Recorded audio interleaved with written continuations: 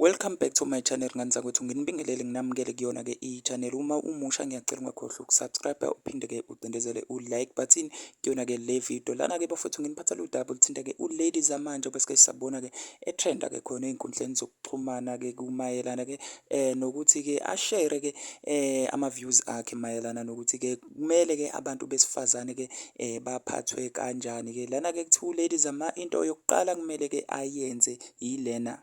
Kuthiwa-ke wey'ngane zakwethu-ke kumele aqale axolise-ke kuyena-ke uSjava-ke esimazi kakhulu-ke laphayana-ke ngomculo wakhe-ke omnandi-ke othi-ke awube hip hop kodwa-ke enomaskandi phakathi. Laphayana-ke bathi-ke kumele axolise kuSjava njengoba-ke wenza-ke iy'nsolo-ke zokuthi-ke uSjava-ke uye wenza-ke into-ke angahambiselani nayo-ke kuyena-ke. Kodwa ngale kwey'nto ey'ningi webafowethu ngiyacela ukuthi nani nifake uvo lwenu-ke kulolu daba, ningakhohlwa ukusubscribe-a.